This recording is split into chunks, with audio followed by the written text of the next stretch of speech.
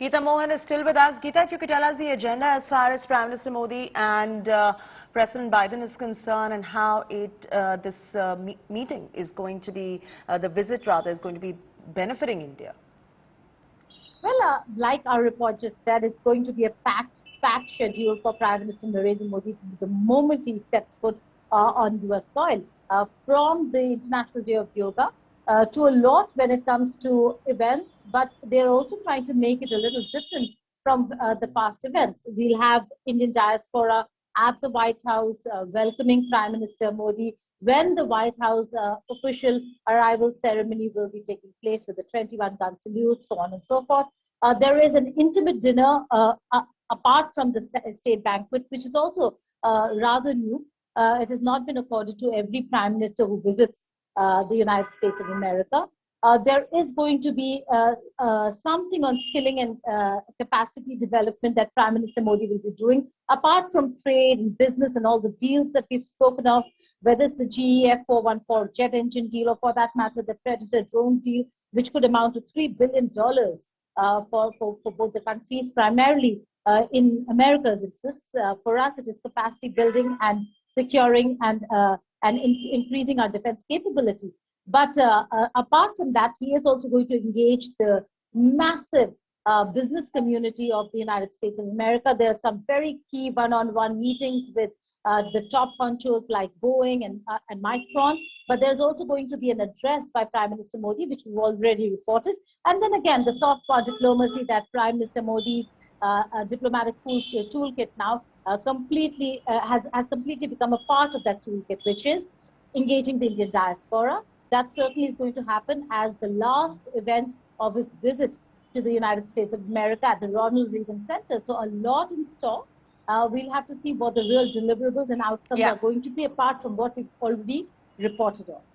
Absolutely, Geeta. We'll come back to you for more on that visit. Now, moving on, the Defense Acquisition Council approved the procurement of Hunter Killer Predator and Sea Guardian drones for the Indian Armed Forces. The MQ-9 Reaper version of these lethal drones were used to kill Al-Qaeda chief Ayman al-Zawahiri in Kabul.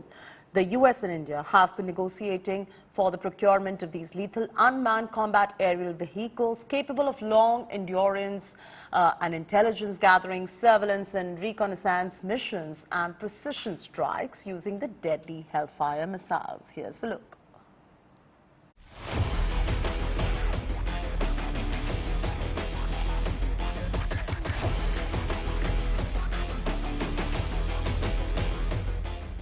These lethal long-endurance, medium-altitude drones may soon be the new weapons in the arsenal of the Indian Armed Forces. The Defense Acquisition Council on Thursday gave its nod for the acquisition of the Sea Guardian drones. The Army, the Navy and the Air Force are looking at 10 drones each. The Indian Navy has already leased 2 MQ-9 Sea Guardians, the naval version of the drones, for intelligence, surveillance and reconnaissance operations since 2020. ये जो deal है ये हमारे देश की maritime और overall security के लिए बहुत ही जरूरी है, क्योंकि सर्वेलेंस सबसे ज़्यादा महत्वपूर्ण स्थान रखता है, क्योंकि हमें चाहिए कि हम अपनी एरिया में जहाँ एरिया ऑफ ऑपरेशंस है वहाँ निगरानी रख सकें, और ये क्षमता इस कैपेबिलिटी से हमें मिलती है. The MQ-9A Reaper drones were used for the precision targeting of Al-Qaeda chief Ayman al-Zawahiri in Kabul. These unmanned combat aerial vehicles, apart from a number of sensors, cameras and radars, are also capable of carrying 4 Hellfire missiles for precision targeting of high-value targets.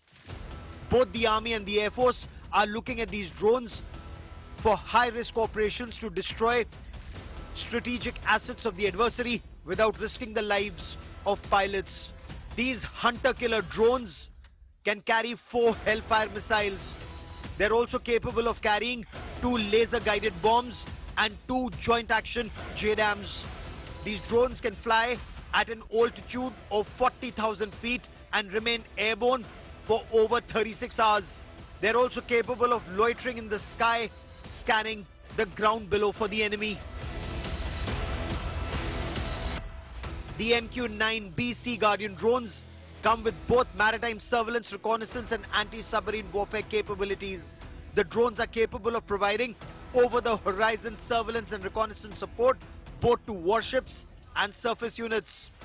With increased Chinese presence in the Indian Ocean region, coupled with Chinese aggression along the LAC, these UCAVs will help keep an eye on the adversary both in the Himalayas and in the Indian Ocean region and take out strategic targets when needed.